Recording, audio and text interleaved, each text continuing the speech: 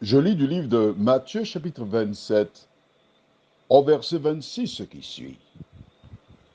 Alors Pilate leur relâcha Barabbas et, après avoir fait battre de verges Jésus, il le livra pour être crucifié. Prions. Notre Seigneur et notre Dieu, en ce matin, combien nous te sommes reconnaissants pour ce privilège que nous avons, une fois de plus, de venir vers toi, la source de la vie, afin de recevoir l'eau vive de ta parole. Tandis que nous prendrons le temps pour approfondir ce verset de la Bible, que ton esprit continue de nous diriger dans toute la vérité, nous t'en prions, au nom de Jésus et pour ta gloire éternelle. Amen.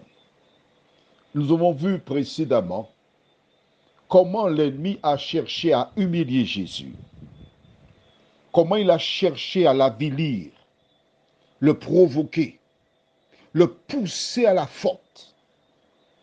Et voici cet homme, Pilate, un homme qui se trouve face à Jésus,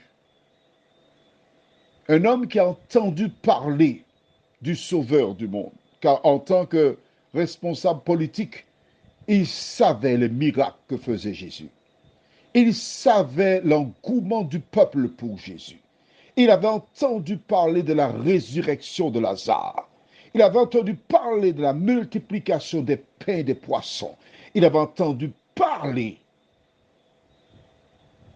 du chemin qui conduit à la vie éternelle.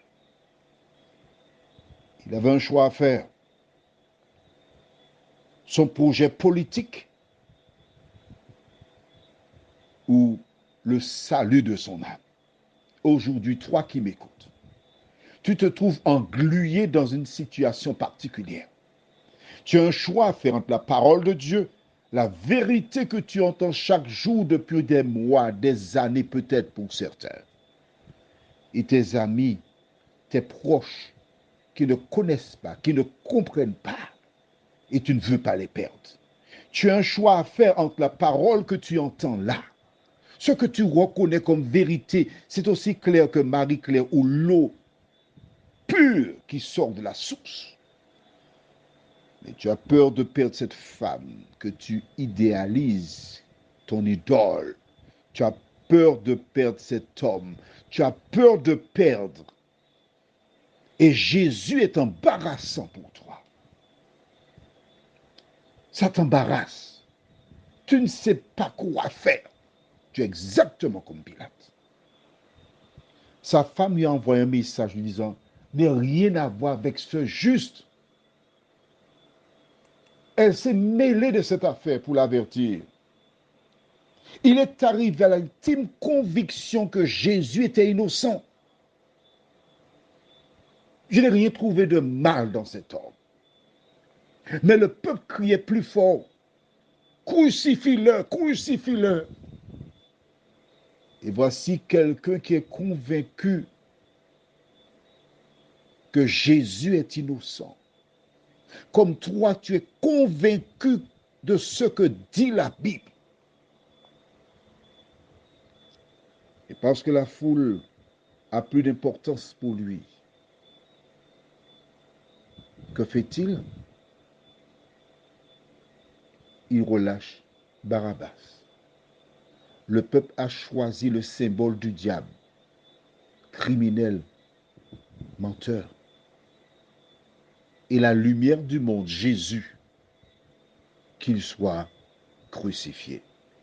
Et pour faire encore un peu plus plaisir aux électeurs, Pilate fera battre de verges un homme qu'il a reconnu pour innocent. Tu comprends ça, toi? Vois-tu, lorsqu'une personne n'accepte pas la vérité, elle est pleinement dans l'erreur et elle ne fait que des bêtises. Quel est ton cas, toi qui m'écoutes ce matin? Prions. Notre Seigneur et notre Dieu. Pilate se trouvait devant la vérité. Il devait faire un choix entre la politique et Jésus, le ticket de son salut. Aujourd'hui, nous sommes nombreux à affronter les pièges de l'ennemi comme Pilate. Nous faisons parfois des choix désastreux. Mais en ce matin, Seigneur, que ton esprit nous aide, nous éclaire afin que nous changions de conduite. Merci pour ta présence. Merci pour ton amour. Merci pour ta parole qui a été écrite pour notre instruction. À nous qui sommes parvenus à la fin des temps, aide-nous à la mettre en pratique, nous t'en prions. Au nom de Jésus et pour ta gloire éternelle. Amen. Je te souhaite une bonne journée sous le regard de Dieu.